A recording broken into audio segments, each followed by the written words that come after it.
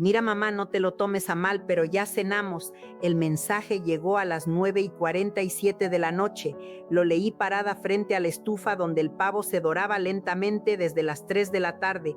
El termómetro de cocina marcaba exactamente 165 grados Fahrenheit. La piel del pavo ya tenía ese color caoba perfecto que solo se logra cuando la marinada tiene las proporciones exactas de chile ancho y miel de abeja. Mis manos todavía olían a romero fresco y ajo rostizado. Tenía harina de maíz bajo las uñas de preparar los 300 tamales que descansaban en sus vaporeras de aluminio. Ay, mi gente, 63 años tengo, 45 preparando cenas de Navidad para mi familia, y miren dónde estoy ahora, parada en mi cocina a las 10 de la noche del 24 de diciembre con comida para 15 personas y un mensaje de texto de 17 palabras que me partió el alma en dos pedazos. Fíjense ustedes que yo llevo cocinando desde las 4 de la mañana, 4 de la mañana de Nochebuena. Me levanté cuando todavía estaba oscuro y el frío de diciembre se colaba por las rendijas de las ventanas viejas de mi casa. El café de olla lo hago como me enseñó mi madre, que en paz descanse. Primero pongo a hervir 2 litros de agua en la olla de barro que era de mi abuela. Le agrego 3 rajas de canela de Ceilán y un cono entero de piloncillo oscuro de Veracruz. Cuando hierve bajo la flama y lo dejo hervir bajito durante 20 minutos, la casa se llena de ese olor, canela y dulce y vapor caliente. Después agrego el café, 2 tazas de café molido grueso. Lo dejo reposar 5 minutos. Así el café suelta todo su sabor sin ponerse amargo. Esa primera taza de café a las 4:15 de la mañana es mi momento de paz antes de la tormenta. Me siento en la silla de madera que mi esposo Aurelio hizo con sus propias manos cuando nos casamos. La madera ya está gastada, pero es mi silla, la silla donde he planeado cada cena de Navidad de los últimos 44 años. Cada vez que me siento en esta silla pienso en Aurelio, en sus manos fuertes trabajando la madera. Era carpintero de profesión mi Aurelio. Hacía muebles hermosos, mesas que duraban generaciones, sillas tan perfectas que parecían abrazar tu cuerpo cuando te sentabas. Esta silla la terminó una semana antes de nuestra boda. Me dijo que quería que cuando fuéramos viejos yo todavía estuviera sentada en esa misma silla recordando el día que la hizo. Y aquí estoy, 63 años, 8 años viuda, sentada en esta silla cada mañana, recordando. Recuerdo la primera Navidad que pasamos juntos como esposos. Yo tenía 18 años recién cumplidos, no sabía cocinar casi nada. La masa de los tamales me quedó como cemento. El pavo se me quemó por un lado y quedó crudo por el otro. El bacalao sabía a pura sal. Aurelio se comió todo sin quejarse. Me besó en la frente y me dijo que era la mejor cena de su vida. Mentiroso adorable. Aprendí a cocinar por él, por ese hombre que trabajaba 12 horas diarias en su taller de carpintería y llegaba a casa con las manos llenas de astillas. Me compró mi primer libro de cocina. Me regaló ollas y sartenes uno por uno hasta que mi cocina estuvo completa. Me llevaba al mercado cada sábado y me enseñaba a escoger los mejores ingredientes. A las 4:30 empecé con los tamales. La masa la había preparado la noche anterior. 5 kilos de harina de maíz mezclados con manteca de cerdo criollo, caldo de pollo, sal de mar gruesa y el ingrediente secreto que me enseñó mi suegra, una cucharada de azúcar y otra de canela molida. La manteca tiene que ser de cerdo criollo que el carnicero del mercado me aparta cada año. Esa manteca tiene un sabor profundo. Es la diferencia entre un tamal que se deshace en la boca y un tamal que parece masacote. El caldo de pollo lo había hecho 3 días antes. Un pollo entero con zanahorias, apio, cebolla, ajo, hojas de laurel, tomillo y el secreto de mi abuela. 2 clavos de olor. Lo dejé hervir durante 4 horas hasta que el pollo se deshacía solo. Batir la masa es un trabajo que requiere paciencia y fuerza. 30 minutos batiendo hasta que la masa queda tan ligera que un pedacito flota en agua.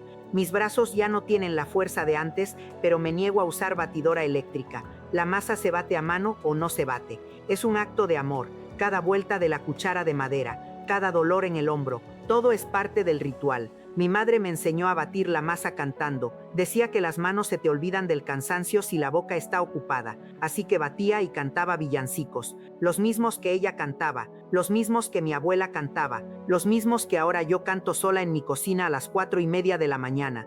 300 tamales terminados a las 10 de la mañana. 6 horas de trabajo sin descanso. 150 de cerdo en salsa roja, 100 de pollo en salsa verde, 50 de rajas con queso para mi nieta Sofía que no come carne. Los tamales de cerdo llevan una salsa que es mi orgullo, 10 chiles guajillos, 5 chiles anchos, 3 chiles de árbol para el piquete, todos tostados en el comal hasta que sueltan su aroma, pero sin quemarlos. Si se queman toda la salsa queda amarga y hay que tirarla y empezar de nuevo. El pavo lo empecé a preparar a las 11 de la mañana. La marinada la había preparado 2 días antes. Es una receta que viene de mi bisabuela que era de Yucatán. 10 chiles anchos, 5 guajillos, 3 pasilla, todos tostados y licuados con ajo rostizado, naranjas agrias, mezcal añejo y miel de abeja. El pavo era de una granja local. 19 libras, lo mandé traer con 2 semanas de anticipación. Nada de pavos congelados del supermercado. 2 días antes lo puse en salmuera, agua fría, sal de grano, azúcar morena, hojas de laurel,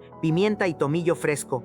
24 horas en el refrigerador. Eso hace que la carne quede jugosa. Para la marinada asé los chiles en el comal, los remojé y licué con 10 dientes de ajo rostizado. Agregué 6 naranjas agrias de Yucatán, media taza de mezcal añejo y media taza de miel de abeja oscura. Unté el pavo con esa marinada por todos lados, por dentro, por fuera, debajo de la piel. Lo dejé reposar en el refrigerador durante un día entero para que los sabores penetraran hasta el hueso. El día de Nochebuena lo rellené con naranjas partidas a la mitad, manzanas, cebollas, ramas de romero y tomillo. No es para comer, es para que suelte aroma y perfume la carne desde adentro. Lo metí al horno a las 11 en punto, 350 grados, 4 horas. Cada 30 minutos lo bañaba con los jugos que iban soltando. Mientras el pavo se cocinaba yo preparaba todo lo demás, el bacalao a la vizcaína, los romeritos, el mole hecho desde cero con 6 chiles diferentes, el ponche con guayabas, tejocotes, caña de azúcar y jamaica. El bacalao lo había puesto a remojar 3 días antes, cambiándole el agua cada 12 horas. El bacalao salado es tan salado que si no lo remojas bien te arranca la lengua. Después lo herví y le quité todas las espinas. Todas, porque no hay nada peor que morder una espina en medio de la cena de Navidad. La salsa del bacalao lleva jitomates asados, cebolla, pimientos rojos, aceitunas, alcaparras, almendras y pasas. Lo dejo cocinar a fuego lento durante 1 hora. Al final la salsa está espesa y cada ingrediente se puede identificar, pero todos se combinan en algo mágico. Los romeritos los hiervo con bicarbonato para que se mantengan verdes. Mientras tanto preparo el mole, no de frasco, desde cero. 6 tipos de chiles licuados con chocolate amargo, plátano macho frito, pan tostado, ajonjolí, almendras, cacahuates, pasas y especias. Lo cocino durante 2 horas, revolviendo constantemente. El olor del mole cocinándose es el olor de la Navidad para mí. Ese aroma profundo, dulce y picante y amargo todo al mismo tiempo. El ponche lo empiezo a las 2 de la tarde. Caña de azúcar, tejocotes, guayabas, manzanas, jamaica, tamarindo, ciruelas, canela y piloncillo. Lo dejo hervir a fuego lento durante 2 horas. Al final le agrego un chorrito de ron. A las 5 empecé a arreglar la mesa del comedor. El mantel blanco con bordados de flores rojas de Oaxaca. Ese mantel lo bordó mi madre durante 6 meses cuando yo me casé. Me lo regaló el día de mi boda. Cada flor bordada a mano, cada pétalo perfecto. La vajilla de porcelana de mi abuela traída de España en 1920. Platos blancos con bordes dorados. Cada plato tiene una historia. Ese plato con la rayita casi invisible. Ahí fue donde Eduardo de 3 años dejó caer su tenedor. Este otro con el oro desgastado. Ahí es donde Aurelio siempre apoyaba su cuchillo. Los cubiertos de plata pulidos hasta que brillaban como espejos. Cada pieza tiene una M grabada, de Martínez, el apellido de mi suegra. Las copas de cristal cortado que compramos Aurelio y yo en nuestro 20º aniversario. 12 copas perfectas, cristal verdadero. Cuando las tocas con la uña hacen un sonido cristalino. Cada Navidad desde 1989 estas copas han estado en mi mesa. La piñata en el patio, una estrella de 7 picos cubierta de papel de China. La llené con dulces. La colgué del naranjo que Aurelio plantó el día que nació Eduardo. 30 globos rojos y verdes. Puse música de villancicos, el disco de José Feliciano, el mismo que hemos escuchado cada Navidad desde que tengo memoria. A las 7 de la noche todo estaba listo. La mesa resplandecía bajo la luz del candelabro. Había encendido velas por toda la casa. La luz parpadeaba contra las paredes. Los tamales humeaban en sus vaporeras. El pavo descansaba en su charola cubierto con papel aluminio. Los jugos ya los había convertido en salsa. El bacalao brillaba con sus aceitunas. Los romeritos nadaban en su mole oscuro. El ponche burbujeaba suavemente. Me senté en el sillón a esperar. Las luces del árbol de Navidad parpadeaban. La estrella en la punta la hizo Eduardo en la escuela cuando tenía 6 años. Todavía la uso cada año. A las 8 de la noche miré el reloj. Eduardo siempre llegaba a las 8:30. Lucía me había dicho que llegaría a las 8 porque venía desde Monterrey. A las 8:30 empecé a preocuparme. Marqué a Eduardo. No contestó. Marqué a Lucía, buzón de voz, a mi hermano Carlos. Nada, a las 9 les mandé un mensaje a todos. Ya está todo listo, los espero, no tarden. Nadie contestó. A las 9:35 empecé a sentir un nudo en el estómago, ese presentimiento que solo las madres tienen, esa sensación en la boca del estómago que te dice que algo está mal, muy mal. Caminé por la casa revisando todo otra vez. La mesa estaba perfecta, la comida estaba lista, las velas seguían encendidas, todo estaba en su lugar, menos mi familia. Y a las 9:47 llegó el mensaje de mi hijo Eduardo. Mira mamá, no te lo tomes a mal, pero ya cenamos. Lo leí 3 veces, 4, 5. Las palabras no tenían sentido. Ya cenamos, ya cenamos, ya cenamos. ¿Pero cómo? ¿Dónde? ¿Por qué? Mis manos empezaron a temblar. El teléfono se me cayó al piso de duela de madera que Aurelio instaló con sus propias manos hace 30 años. Me quedé ahí sentada en mi cocina iluminada por las luces de Navidad que había colgado para una fiesta que nunca llegó, sintiendo cómo algo se rompía dentro de mi pecho, como si alguien hubiera tomado mi corazón y lo hubiera partido con las manos. No era solo dolor, era una mezcla extraña de emociones que no sabía cómo procesar. Había confusión porque no entendía cómo esto había pasado. ¿Cómo era posible que mi familia me hiciera esto? Había rabia porque llevaba 23 horas cocinando sin parar, porque mis manos estaban hinchadas, porque me dolía la espalda de estar de pie tanto tiempo. Y había vergüenza porque yo les había dicho a los vecinos que tenía cena familiar. La señora Martínez de al lado me había preguntado esa mañana y yo le había presumido que venía toda la familia. Pero más que todo había una soledad. Una soledad tan profunda que me dolía en los huesos. Estaba sentada en mi casa llena de comida y decoraciones y velas y música, y estaba completamente sola. Me sentí vieja. Por primera vez en mi vida me sentí verdaderamente vieja, no vieja de edad, sino vieja de alma, vieja de decepciones acumuladas, vieja de esperanzas rotas. Sentí como si de repente hubiera envejecido 20 años en 20 minutos. Me miré las manos, manos arrugadas, manchadas de edad, venas marcadas, manos que habían cocinado miles de comidas, que habían cambiado pañales, que habían abrazado a mis hijos cuando tenían pesadillas, que habían sostenido la mano de Aurelio mientras moría, y ahora esas manos temblaban solas en mi cocina vacía. Me levanté y caminé a la sala.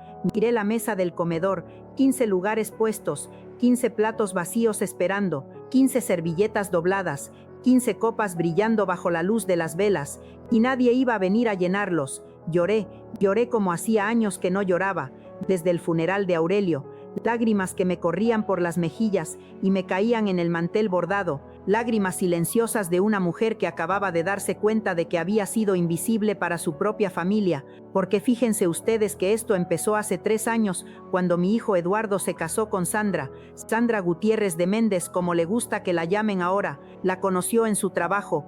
Él es contador en una empresa grande, ella era la asistente del director, una mujer de 45 años con uñas pintadas de rojo perfecto y bolsas de diseñador, Louis Vuitton, Gucci, Prada, nombres que yo apenas conocía pero que ella mencionaba como si fueran miembros de su familia. Desde el principio supe que algo no estaba bien. El corazón de una madre sabe cosas que la cabeza todavía no entiende. La primera vez que Eduardo me la presentó fue un domingo en la tarde. Llegaron sin avisar. Yo estaba en el jardín podando las rosas. Sandra bajó del carro y miró mi casa con esos ojos que miden y calculan el valor de cada cosa como si tuvieran una caja registradora adentro. No miró las flores, no miró el porche que Aurelio había construido, no miró el naranjo, miró el tamaño del terreno, la ubicación. Hola Carmen, me dijo, ¿qué casa tan grande tienes? Vale mucho dinero en esta zona, ¿verdad? No la casa, el saludo, solo qué casa tan grande tienes, como si la casa fuera lo único que importaba de mí,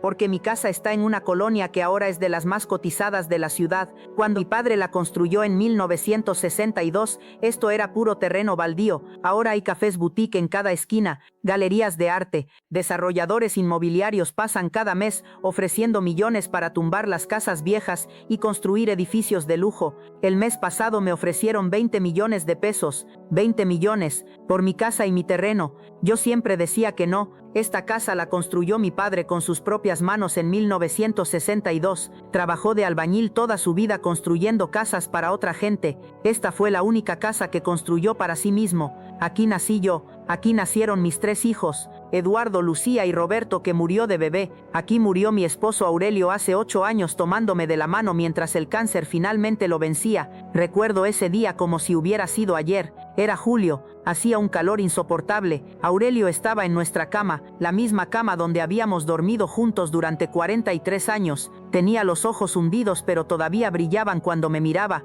El cáncer se lo había comido vivo. Me tomó de la mano. Su mano estaba tan delgada que podía sentir cada hueso. Carmen, me dijo con voz rasposa, prométeme que nunca vas a vender esta casa. Prométeme que vas a morir aquí, donde fuimos felices, donde nació Eduardo, donde hicimos el amor por primera vez, donde bailamos en la cocina cuando nadie nos veía. Prométeme que vas a quedarte aquí y que vas a recordarme cada día. Le prometí mientras las lágrimas me corrían por la cara. Le prometí mientras él daba sus últimos respiros. Le prometí mientras su mano se ponía fría en la mía.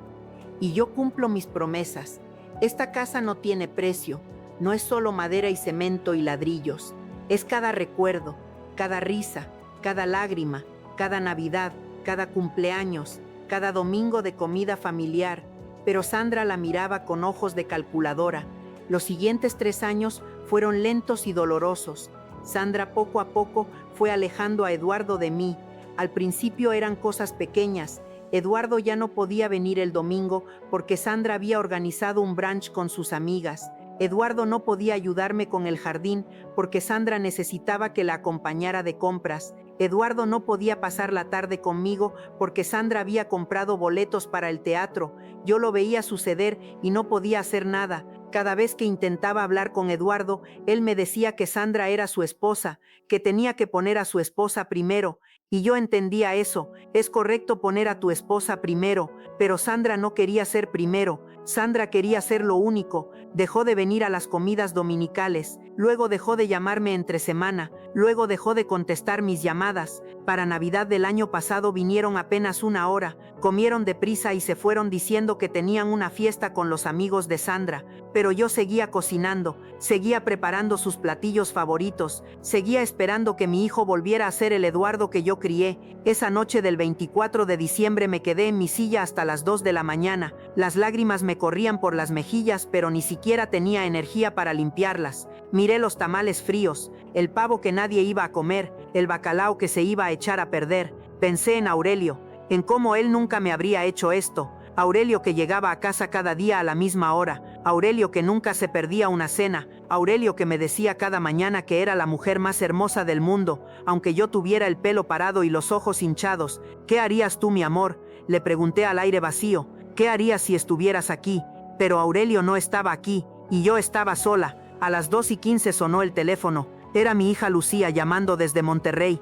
Mamá, su voz sonaba culpable. ¿Qué pasó? Eduardo me acaba de contestar diciendo que ya cenaron en su casa, que tú no les avisaste que ibas a cocinar. Estoy muy confundida. Le conté todo. Le conté que llevaba 23 horas cocinando, que tenía pavo y tamales y bacalao y todo lo demás, que había esperado sentada desde las 7 hasta las 10 cuando llegó ese mensaje de 17 palabras, que había puesto la mesa para 15 personas, que había inflado globos y colgado la piñata. Lucía se quedó callada un momento. Podía oírla respirar al otro lado de la línea, y luego dijo algo que me hizo entender que esto no era un simple malentendido. Mamá, Eduardo y Sandra organizaron una cena de Navidad en su casa. Nos invitaron a todos hace 2 semanas. Nos dijeron que tú habías decidido descansar porque ya no tenías fuerzas para cocinar, que el doctor te había prohibido esforzarte, que podías tener un infarto si te esforzabas demasiado. Sandra dijo que tú misma le habías pedido que organizara la cena este año, que era tu último deseo tener una Navidad tranquila.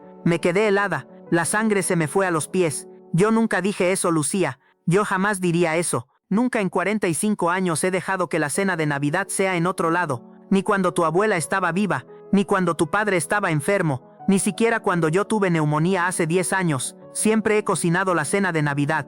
Mamá, Sandra me dijo personalmente que tú ya no podías con el esfuerzo. Me mostró unos estudios médicos. Decían que tenías el corazón débil. Eduardo estaba ahí confirmando todo, moviendo la cabeza, diciendo que estaba muy preocupado por ti. Estudios médicos, corazón débil. Yo, la mujer que camina 4 kilómetros diarios por el parque, la que sube y baja las escaleras 10 veces al día sin cansarse, la que acaba de pasar 23 horas cocinando, problemas de salud, mentiras, mentiras que mi propio hijo había confirmado. Y nadie pensó en llamarme, nadie pensó en confirmar esta historia directamente conmigo.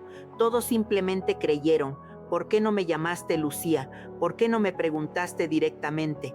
Perdóname, mamá, debí haberte llamado, pero Sandra parecía tan segura y Eduardo estaba sintiendo con todo. Tu propio hijo, mamá. Pensé que si Eduardo lo estaba confirmando tenía que ser verdad. Perdóname, debí haber sabido que algo estaba mal. Lucía empezó a llorar al teléfono. Hablamos durante 2 horas. Me contó que en la cena había estado incómoda toda la noche y que Sandra había servido comida comprada, pollo rostizado del supermercado, ensaladas de bolsa, pan de caja, nada preparado con amor. Esa noche no dormí. Me quedé sentada viendo cómo la comida terminaba de enfriarse, preguntándome cómo mi hijo me había traicionado de esta manera, porque no fue Sandra quien me traicionó. Ella es lo que es, una mujer codiciosa que vio una oportunidad, pero fue Eduardo, mi hijo, el niño que cargué en mi vientre, el niño al que amamanté, el niño que se quedaba dormido en mis brazos. Ese niño creció y se convirtió en un hombre que me mintió, que confirmó mentiras sobre mi salud, que dejó que su esposa me humillara. A las 6 de la mañana del día de Navidad sonó el timbre. Abrí esperando encontrar a Eduardo con una disculpa, con flores, con lágrimas, con algo que explicara lo inexplicable. Pero no era Eduardo, era mi nieta Sofía. Sofía tiene 22 años, es hija de Eduardo y de su primera esposa Mariana, que murió cuando Sofía tenía 7 años. Mariana era el amor de la vida de Eduardo. Se conocieron en la universidad, se casaron jóvenes, eran felices de una manera que se veía. Mariana murió en un accidente de carro. Un camión se pasó el alto y la golpeó de lado. Murió instantáneamente. Sofía iba en el asiento de atrás y sobrevivió sin un rasguño. Eduardo se derrumbó completamente cuando Mariana murió. Dejó de comer, dejó de bañarse, se quedaba sentado viendo la pared durante horas. No podía cuidar de Sofía, así que me llevé a esa niña de 7 años a vivir conmigo. 3 años vivió en esta casa. 3 años le hice desayuno cada mañana, avena con canela y pasas, chocolate caliente con pan dulce. 3 años la llevé a la escuela tomada de la mano. 3 años le ayudé con su tarea en la mesa de la cocina.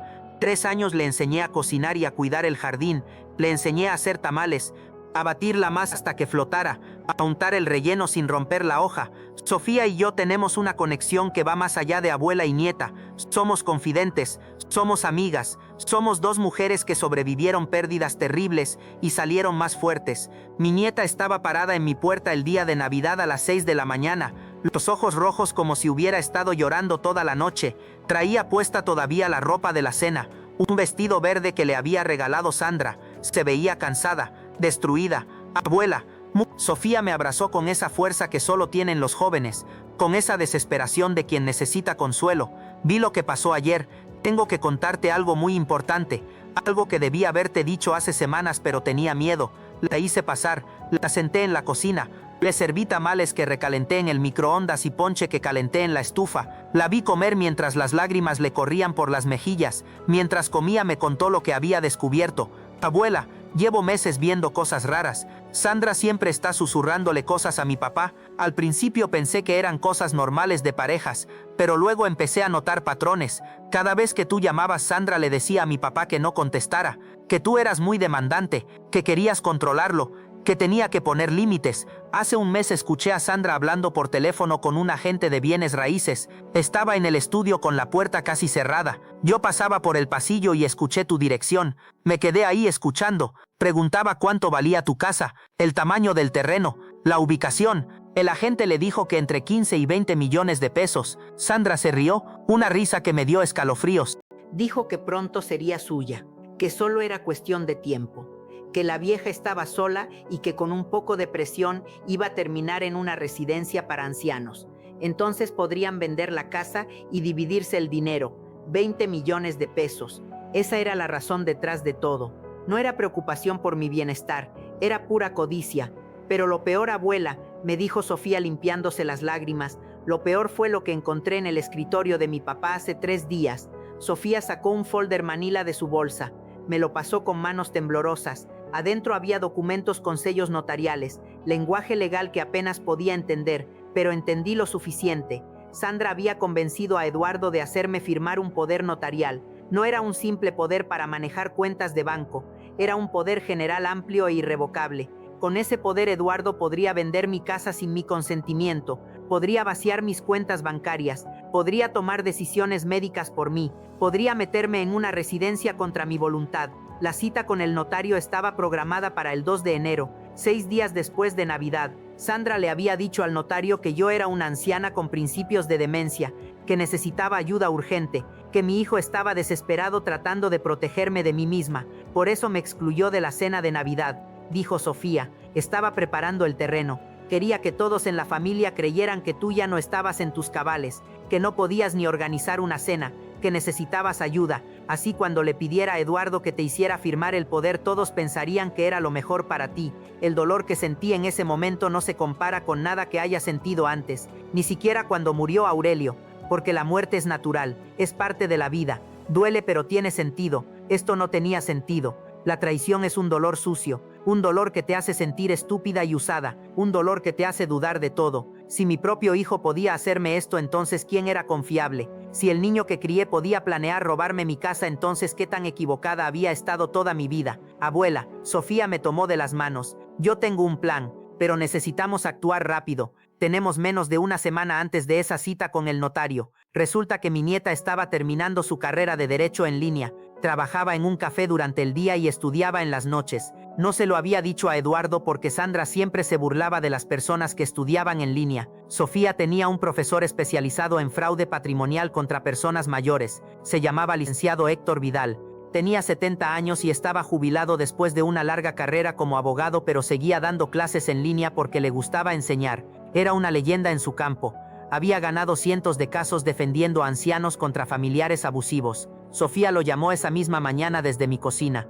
Puso el teléfono en altavoz. Escuché mientras le contaba todo. El mensaje de Nochebuena, las mentiras sobre mi salud, el poder notarial, la conversación con el agente de bienes raíces. Estaré ahí en 2 horas, dijo el licenciado Vidal con voz grave y firme. No firmen nada, no hablen con nadie. Los veo pronto. A las 11 en punto sonó el timbre. Abrí la puerta y encontré a un hombre alto y delgado con pelo completamente blanco peinado hacia atrás, ojos grises claros que parecían ver a través de las mentiras. Usaba un traje gris oscuro perfectamente planchado. Traía un portafolios de cuero viejo y gastado, zapatos negros brillantes, una corbata azul marino. Olía a colonia cara y café. Señora Carmen, me dijo extendiendo la mano. Su nieta me contó su caso. Necesito que usted me lo cuente todo desde el principio, sin omitir ningún detalle. Los detalles pequeños a veces son los más importantes. Lo hice pasar a la sala. Le ofrecí café de olla y tamales. Él aceptó con una sonrisa. Me dijo que un hombre no puede pensar bien con el estómago vacío,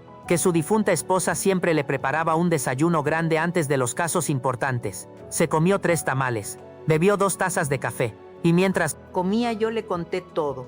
Le conté de mi matrimonio con Aurelio, de cómo construimos esta casa juntos, de cómo criamos a nuestros hijos, de la muerte de Mariana, de cómo crié a Sofía, de cómo Eduardo conoció a Sandra, de los 3 años viendo cómo Sandra lo alejaba de mí, de la Nochebuena, del mensaje, de las mentiras sobre mi salud, de los documentos que Sofía había encontrado. El licenciado Vidal escuchó sin interrumpir.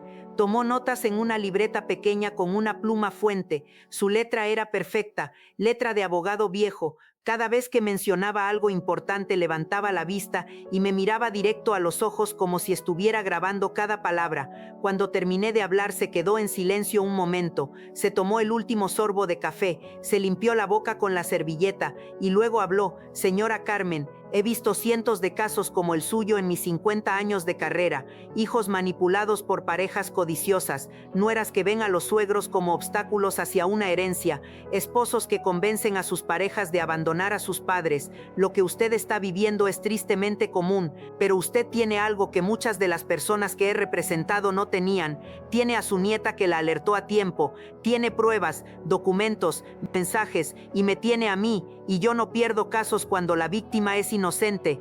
No he perdido uno en 30 años. Pasó las siguientes 2 horas explicándome exactamente lo que teníamos que hacer. Me habló con una paciencia infinita, repitiendo las cosas cuando no entendía, explicando el lenguaje legal en términos simples. Primero, no firmar ningún documento, ninguno, aunque Eduardo me dijera que era para mi propio bien. Segundo, documentar todo, guardar todos los mensajes, tomar notas de cada interacción. Tercero, Ir al banco inmediatamente y cambiar todas mis cuentas. Eliminar a Eduardo como beneficiario. Cuarto, actualizar mi testamento.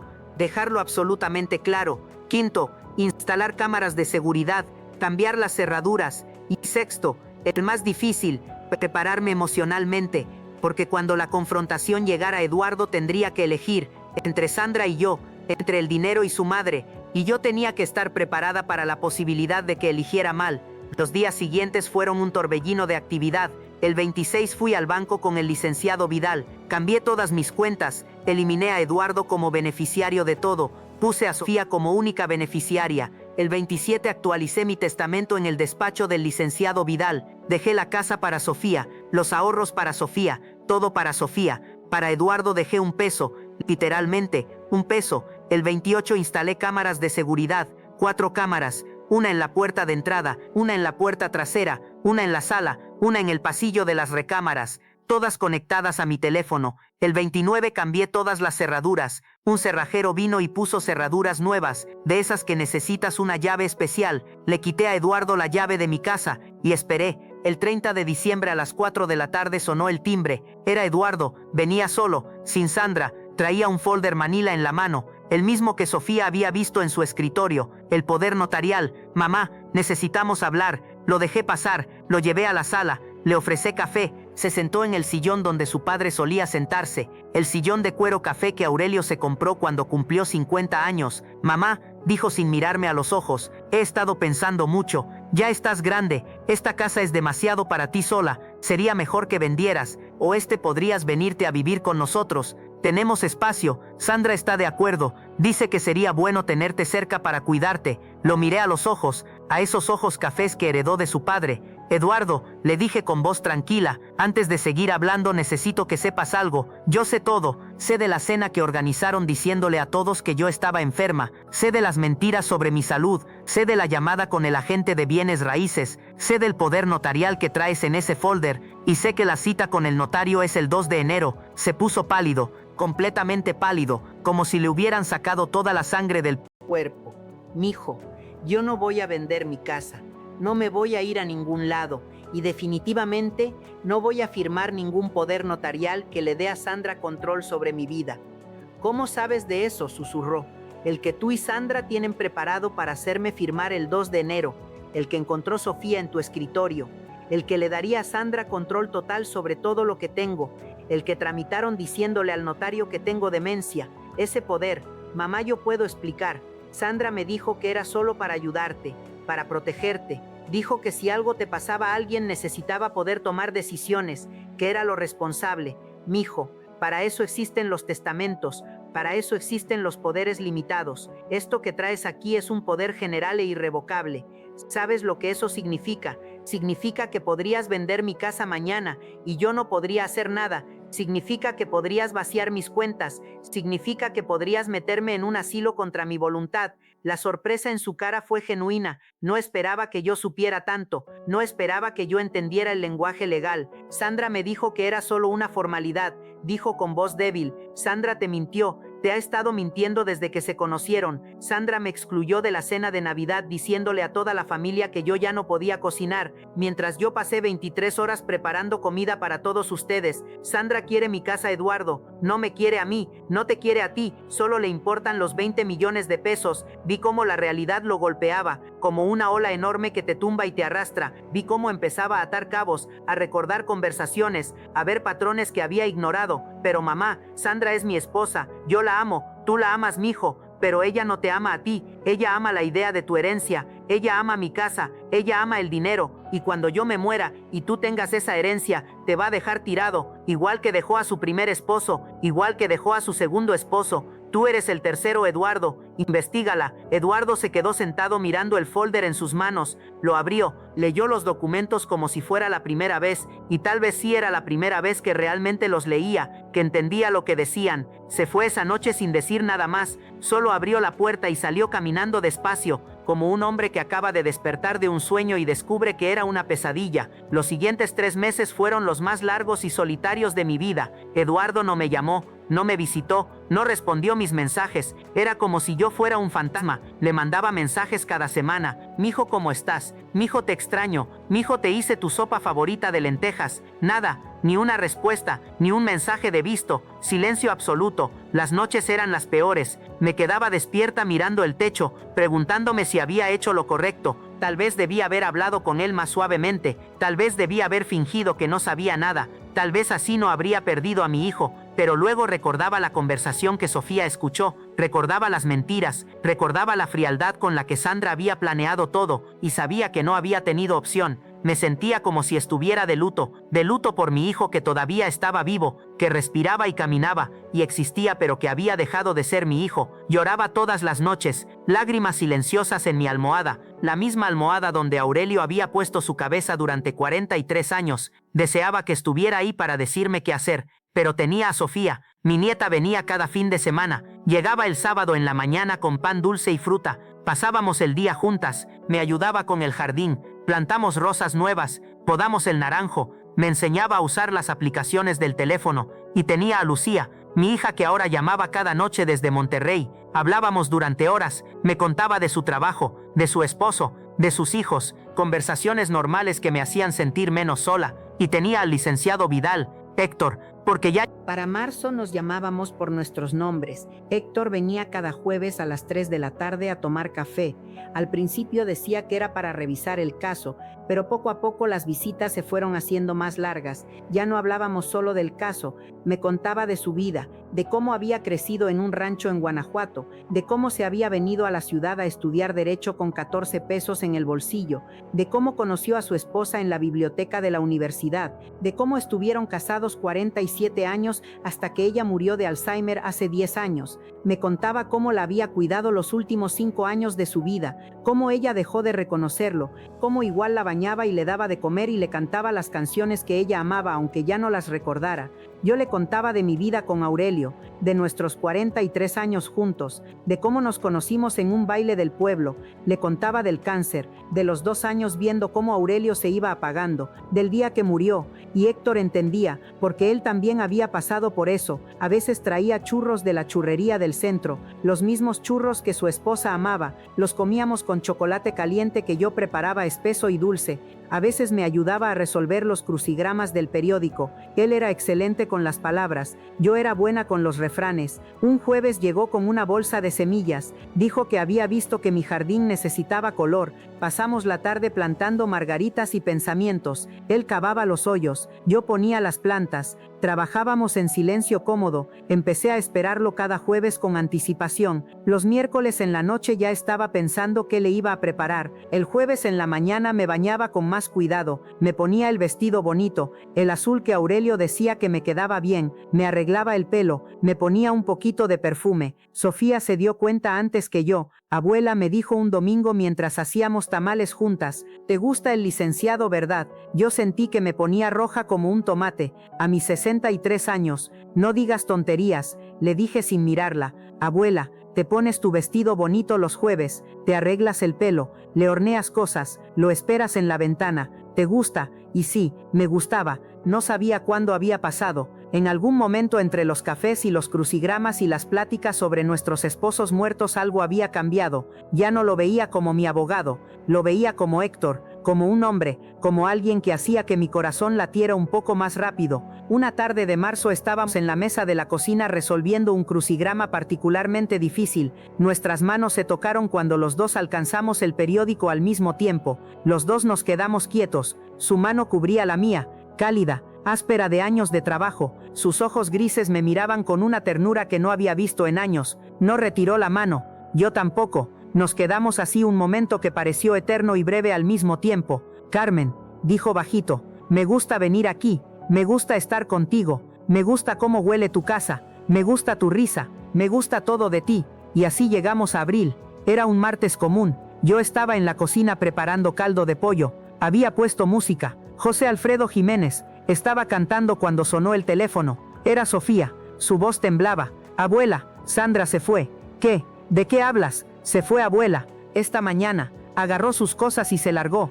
Le dejó una carta a mi papá. Decía que había conocido a alguien más, un empresario de Cancún que tiene hoteles y yates, que se va a casar con él, que el matrimonio con mi papá había sido un error, que nunca lo amó. Sentí una mezcla extraña de emociones, alivio porque Sandra se había ido, tristeza por Eduardo, rabia por todo el daño que había causado. Pero eso no fue lo peor, abuela. Antes de irse, Sandra vació las cuentas de banco, todas, se llevó todo el dinero, los ahorros, todo. Mi papá se quedó sin un centavo. Dios mío, y también se llevó las escrituras del departamento.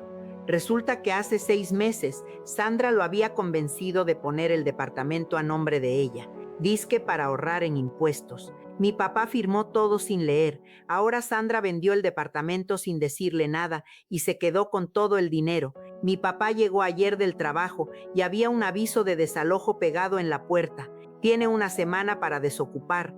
Eduardo se quedó sin esposa, sin casa, sin ahorros, sin nada. Todo lo que había trabajado durante 30 años, todo se fue con Sandra en su maleta Louis Vuitton. ¿Cómo está?, pregunté. Destruido, abuela. No ha comido en 2 días, no se ha bañado, solo está sentado viendo la pared, como cuando murió mi mamá. Tengo miedo por él. Por un momento sentí algo parecido a la satisfacción, una voz pequeña y fea en mi cabeza que decía: se lo merece, esto es karma. Pero ese sentimiento duró menos de un segundo, porque por más daño que me hubiera hecho era mi hijo, el bebé que había cargado, el niño que había curado cuando se enfermaba. Era mi hijo, y estaba sufriendo. Sofía, dile a tu papá que venga a verme, dile que su cuarto está listo, dile que hice sopa de fideo, de esa que le gustaba cuando era chiquito. Eduardo llegó a mi casa 2 días después, era jueves, 3 de la tarde, la hora en que Héctor siempre llegaba. Pero ese día, cuando sonó el timbre, no era Héctor,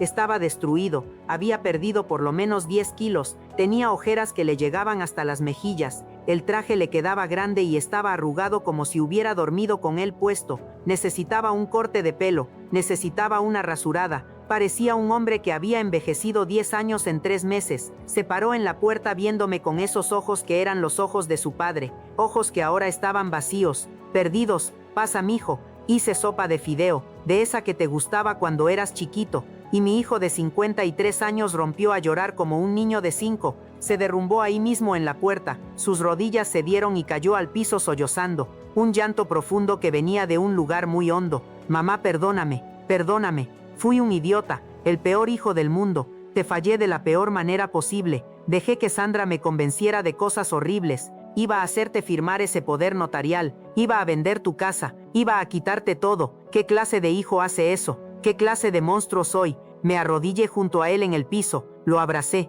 olía a sudor y tristeza, pero era mi hijo. Ya, mijo, ya pasó, estás aquí ahora. No, mamá, no pasó, lo que hice fue imperdonable. Tú me criaste, me diste todo. Cuando murió Mariana me recogiste del piso, literalmente. Me bañabas porque yo no podía bañarme. Me dabas de comer porque yo no podía comer, cuidaste de Sofía cuando yo no podía ni cuidarme a mí mismo, y yo te pagué traicionándote, te pagué planeando robarte, te pagué creyéndole a Sandra en lugar de creerte a ti. Mijo, levántate, vamos a la cocina, vamos a comer y vamos a hablar. Lo llevé a la cocina, lo senté en la mesa, le serví un plato hondo de sopa de fideo, la sopa que le hacía cuando era niño y estaba enfermo, fideos delgados en caldo de pollo con jitomate, limón, chile, cilantro. Lo vi comer, despacio al principio, luego con más hambre. Se comió 2 platos, luego 3. Cuando terminó levantó la vista y me miró directo a los ojos. Mamá, sé que no merezco tu perdón, sé que lo que hice es imperdonable,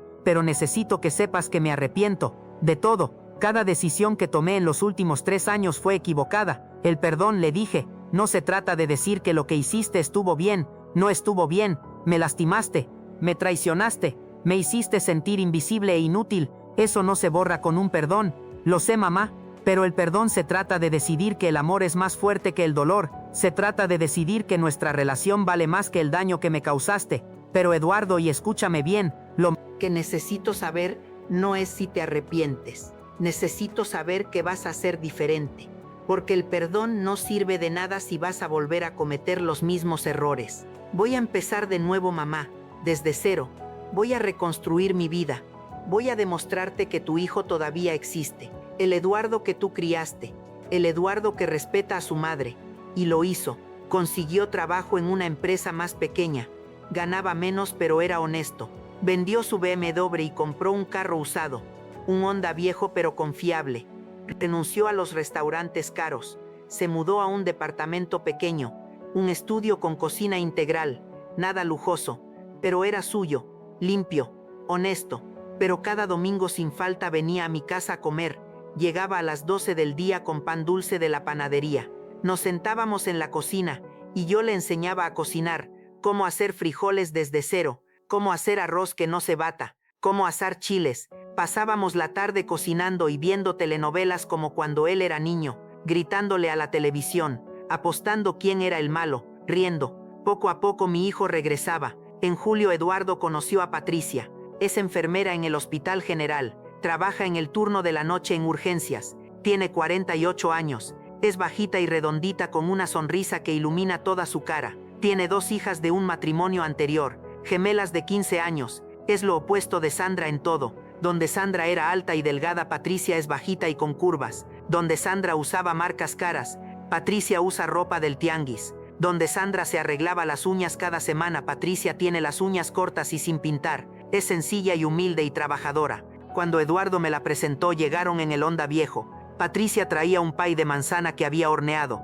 Cuando entró a mi casa no miró el tamaño del terreno, miró las fotos en las paredes. Preguntó quién era quién. Se detuvo frente a la foto de Aurelio y dijo: qué hombre tan guapo. Se nota que los amaba. Esa fue la diferencia. Patricia veía personas, no veía pesos ni centavos. El primer domingo de diciembre mi hijo me preguntó algo mientras lavábamos los trastes juntos. Mamá, ¿puedo pasar la Navidad aquí, contigo?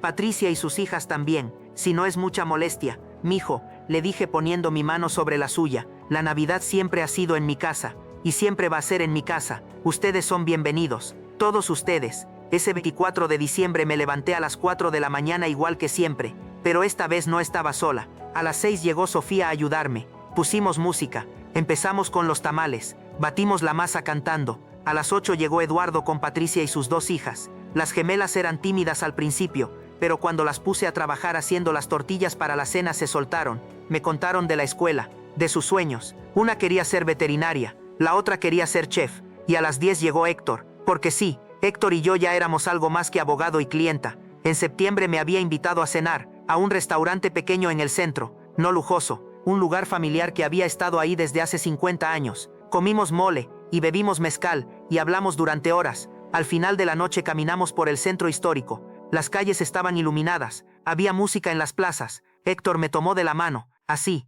natural, como si nuestras manos estuvieran hechas para juntarse. En noviembre, mientras tomábamos café en mi cocina, me dijo que le gustaba cómo hago café, cómo cuento historias, mi risa, mi fuerza, cómo cuido mi jardín, todo de mí. Y yo le dije que a mí también me gustaba, su gentileza, su paciencia, cómo escucha, cómo me hace sentir vista. A las 7 de la noche la casa estaba llena. Lucía había llegado desde Monterrey con su esposo y mis 3 nietos, mi hermano Carlos con su familia, los primos que vinieron de Guadalajara, Sofía con su novio nuevo, Eduardo con Patricia y sus hijas, y Héctor a mi lado ayudándome a servir. La mesa del comedor no alcanzó para todos. Pusimos mesas plegables.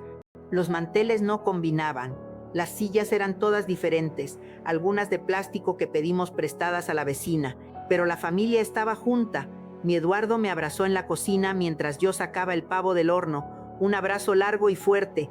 Gracias, mamá, me susurró al oído, por nunca rendirte conmigo, por nunca dejar de creer en mí, por perdonarme aunque no lo merecía, por enseñarme que siempre se puede empezar de nuevo. Comimos hasta no poder más, los tamales desaparecieron, el pavo quedó limpio hasta el hueso, el bacalao se acabó, los romeritos también, el ponche se tuvo que hacer 2 veces, cantamos villancicos, Eduardo tocó la guitarra que no había tocado en años, los niños rompieron la piñata, Héctor contó historias de sus casos más famosos, Patricia y Lucía se hicieron amigas instantáneas, y a las 12 de la noche yo me quedé un momento en la cocina con Héctor, solo nosotros 2, el ruido de la fiesta de fondo. Fue un buen año, me dijo, fue el mejor año de mi vida, le contesté, y era verdad, porque si esa traición no hubiera pasado nunca habría descubierto el plan de Sandra a tiempo, nunca habría conocido a Héctor, nunca habría recuperado a mi hijo de la manera en que lo recuperé, más fuerte, más honesto. A veces el dolor es una advertencia, a veces la traición es una revelación,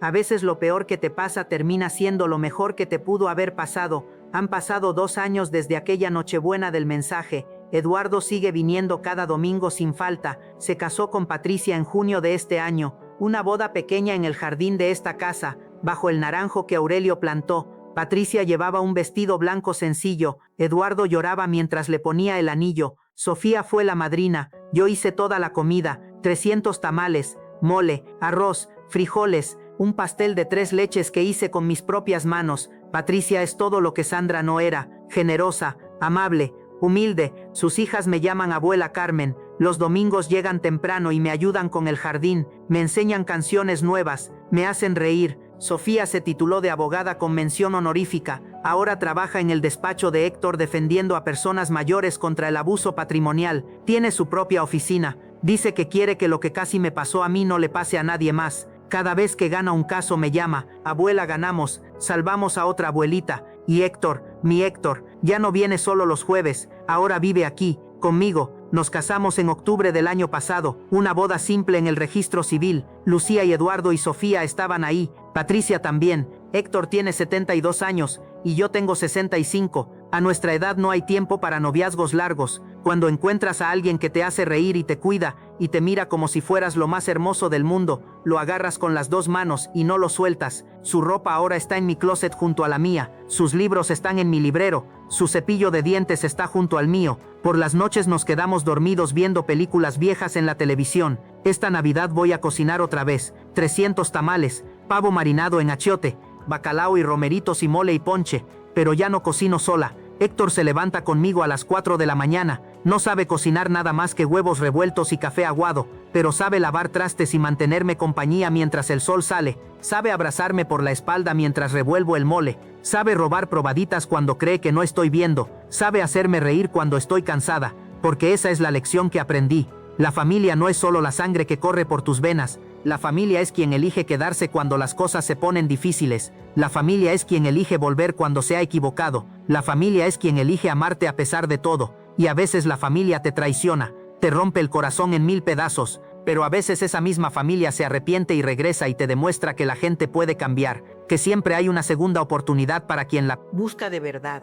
Y a veces encuentras familia nueva en los lugares más inesperados, en una nieta valiente que se convierte en tu aliada, en un abogado viejo que se convierte en tu amor, en una nuera nueva que te mira con cariño genuino, en 2 niñas que te llaman abuela aunque no compartan tu sangre. Yo cociné toda la noche para Navidad. Me avisaron que ya habían cenado sin mí, y eso me destrozó el alma en ese momento, pero también me salvó de perder mi casa, me salvó de terminar en un asilo, me salvó de una vida controlada por alguien que no me amaba, y me dio algo que no esperaba. Me dio a Héctor, me dio a Patricia y sus hijas, me dio a mi hijo de vuelta, un Eduardo mejor, un Eduardo que había aprendido la lección más dura de su vida. A veces lo peor que te pasa termina siendo lo mejor que te pudo haber pasado. Solo hay que tener paciencia para verlo, y fuerza para sobrevivirlo, y corazón para perdonar cuando llega el momento. Yo salí más fuerte de todo esto, y ahora estoy aquí, en mi cocina, con mi café de olla y mi hombre dormido en el cuarto de arriba y las fotos de mi familia en las paredes, fotos nuevas junto a las viejas, fotos de la boda de Eduardo y Patricia, fotos de mi boda con Héctor, fotos de todos juntos en Navidad. Estoy aquí contándoles esta historia porque sé que alguien allá afuera la necesita escuchar. Alguien tiene un hijo que la trata mal, alguien tiene una nuera que la quiere despojar, alguien pasó la Navidad sola mientras su familia cenaba sin ella, alguien está llorando en su cocina preguntándose si las cosas van a mejorar algún día. A ese alguien le digo esto: no estás sola, no eres la primera persona que pasa por esto y tristemente no serás la última. Aunque ahora duele tanto que parece que el dolor nunca va a terminar, te prometo que termina. Te prometo que hay luz al final del túnel. Te prometo que la vida te va a sorprender con aliados que no esperabas, con amores que no buscabas, con finales felices que parecían imposibles. Solo tienes que aguantar un poco más, solo tienes que seguir adelante un día a la vez, solo tienes que creer que mereces algo mejor, porque lo mereces. Tu sacrificio vale, tu amor vale, tu vida vale. No dejes que nadie te haga sentir invisible o inútil, y si necesitas ayuda, búscala. Hay abogados como Héctor, hay organizaciones que defienden a personas mayores, hay leyes que te protegen. No te quedes callada, no dejes que te despojen de lo que es tuyo.